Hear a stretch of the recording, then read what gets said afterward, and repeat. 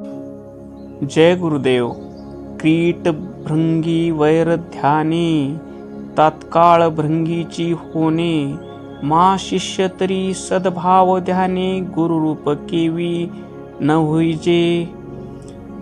या ओवीतून संत शिरोमणी शिवयोगी मन्मथ माऊली आपल्या परमरहस्य या प्रासादिक ग्रंथातून सद्गुरुनाथाचा महिमा 5व्या अध्यायात वर्णन करत आहेत.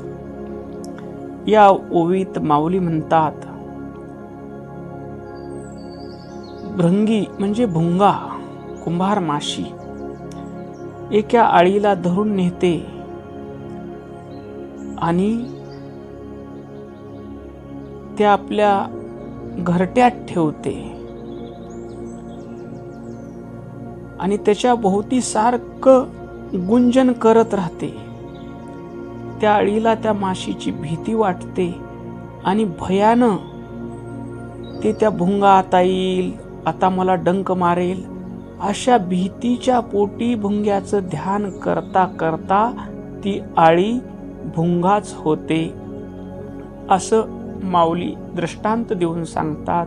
पुढं म्हणतात, याच प्रमाणे शिष्य जर सद्भाव, श्रद्धा, भक्ती, प्रेम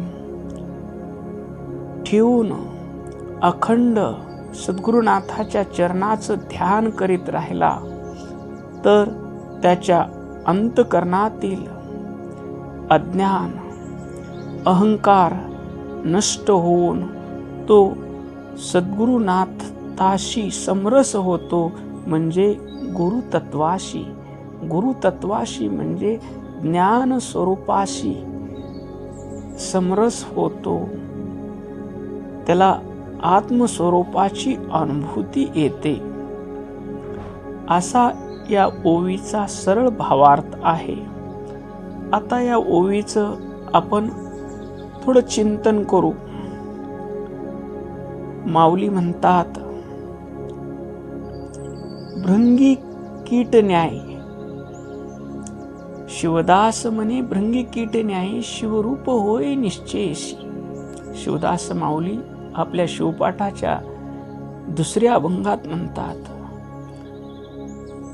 शिवनाम पाठ जानरा सर्वदा, समाधीस्थ सदा जाणावात. निर्गुण समाधी साधिता कठीण, अनिवार्य मन होय तेथे. शिवाच्या स्मरणी शिवरूप मन, अनायासे जाण होत असे. शिवदास म्हणे, भृंगी कीट न्याय शिवरूप होय निश्चयशी. शिवदास माऊली ही सांगतात, त्या नामाचं शिवाय नमा, नामाचं चिंतन करत करत गेल्यानंतर तुमच्यातला मीपणा गळून जाईल आणि तुम्ही शिवस्वरूप व्हाल. जसं भुंग्याच्या भयानं आळी भुंगा होते, तसं साधक ज्यावेळेस सद्गुरुनाथाला शरण जातो आणि शरण जाऊन म्हणतो, महाराज तुम्हीच माझे सर्वस्व आहात. आप्पा, मी सर्वत्र फिरून आलो आहे, सर्व घेऊन या चवी, आता आलो महादेवी. मी प्रपंचात सुखाचा शोध घेतला, पण ते सुख मला मिळाले नाही. आप्पा, खरे सुख कोठे आहे मला सांगा, खरे ज्ञान काय आहे मला सांगा, नव्हे मी कोण आहे हे मला सांगा. त्यावेळेस सद्गुरुनाथ शिष्याचा भाव बघून त्याला सांगतात, आता उतराई तेची होणे, जे सांगितले तैशेची राहणे. आप्पा म्हणतात, तुला जर तुझं कल्याण करून घ्यायचं असेल तर आप्पा तुमचे खूप उपकार आहेत, खूप उपकार आहेत असं म्हणत बसलास राजा तर तुला काहीही प्राप्त होणार नाही. तुला मी सांगितल्याप्रमाणे साधना करावी लागेल. मी जो इष्टलिंग तुझ्या हातात दिला आहे तळहातावर, ही जाणूनी माझीच मूर्ती मदभावे पूजीची. ही इष्टलिंगामध्ये माझे गुरु माऊली आहेत. या भावनेने तू इष्टलिंगाची पूजा कर. या भावनेने दिवसभर त्याचं स्मरण ठेव. परमपूज्य गुरु माऊली आप्पा इष्टलिंगाच्या रूपानं सदैव माझ्या सोबत आहेत. आसनी, शयनी, भोजनी, गमनी, प्रेमेशूळ पाणी समरावा तो शिव. प्रत्येक क्रियेमध्ये गुरु माऊली माझ्या सोबत आहेत असा शिष्याचा भाव असला. आमच्या गुरुदेव ग्रंथाच्या लेखिका मंगलगीताई कीर्तन करत असताना आप्पा असे म्हणाले, आप्पा तसे म्हणाले. शिवकथा सांगत असताना आप्पानी हे सांगितलं, आप्पानी ते सांगितलं. आप्पा मय होऊन गेलेले आहेत. तसं आम्ही झोपेतून उठल्यापासून प्रातःकाळी उठुनी आसनी बैसावे सावचित्त होऊनी, मग भावे ध्यान करावे सद्गुरुनाथाचे. आम्ही पहाटे उठल्याबरोबर आसनावर बसावं आणि सद्गुरुनाथाचं सुंदर रूप पाहावं. गुरु माऊलीनं सुखासनामध्ये गुरु माऊली बसलेले आहेत. भस्म धारण केलेला आहे, कुंकुम आहे, गळ्यात रुद्राक्षाच्या माळा आहेत. असं त्या गुरु स्वरूपाचं ध्यान करावं. आणि गुरु माऊली, मी तुमच्या चरणी समर्पित झालो आहे. दिवसभर तुम्ही माझ्या सोबत राहणार आहात असा भाव ठेवून अंथरुणावरून उठावं. जेथे जातो तेथे तू माझा सांगाती, चालविशी हाती धरून या. आप्पा, मी जिथं गेलो तेथं तुम्ही माझे सांगाती आहात. नव्हे, तुम्ही माझ्या बोटाला धरून घेऊन चालला आहात. लहान लेकराला आई जसं बाजारात मोठ्या यात्रेत घेऊन जाते, पण त्या यात्रेतल्या गर्दीची तिला भीती नसते, कारण त्याचा हात आईनं धरलेला असतो. तसं या प्रचंड भवसागरात, संसार सागरामध्ये आप्पा तुम्ही माझा हात धरलेला आहे. त्यामुळे मला या संसार सागरातील काम क्रोध रूपी हिंस्र श्वापदाची मला कसलीही भीती नाही. कारण जेथे जातो तेथे तू माझा सांगाती, चालविशी हाती धरून या. चालू वाटे आम्हा तुझाची आधार. आप्पा, वाटेने चालत असताना आम्हाला तुमचाच आधार आहे. तुमच्याशिवाय आमचं कोणीही नाही.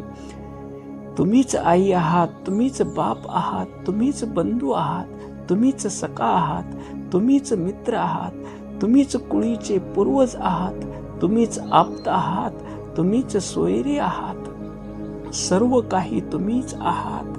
म्हणून आप्पा, चालू वाटे आम्हा तुमचाच आधार वाटतो. आणि तुम्ही जिथं जिथं माझं चुकत आहे, जिथं जिथं माझा पाय घसरत आहे, आईनं जसं लेकराला सांभाळावं तसं आप्पा तुम्ही मला सांभाळत आहात. मला बोलता येत नाही तरीही तुम्ही बोलायला उभं केलं. कर प्रवचन, कर कीर्तन. बोलो जाता बरळ करीशी तू नीट.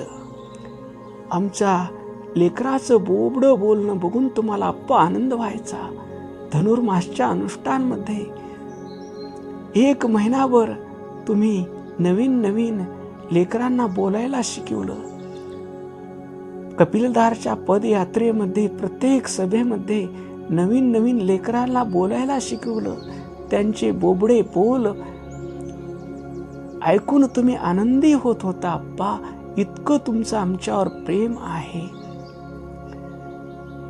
आणि आम्हाला तुम्ही धीट केलं आहे. तू बोल, मी आहे. तू कर कीर्तन, मी आहे. तू कर प्रवचन, मी आहे.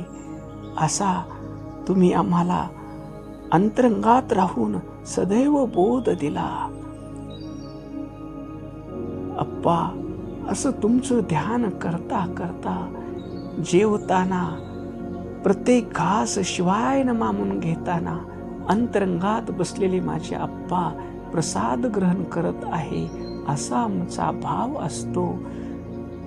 प्रत्येक शेतात काम करत असताना भक्त ज्यावेळेस नोकरी करतो त्या नोकरी करत असताना मी माझ्या आप्पाचं कार्य करत आहे.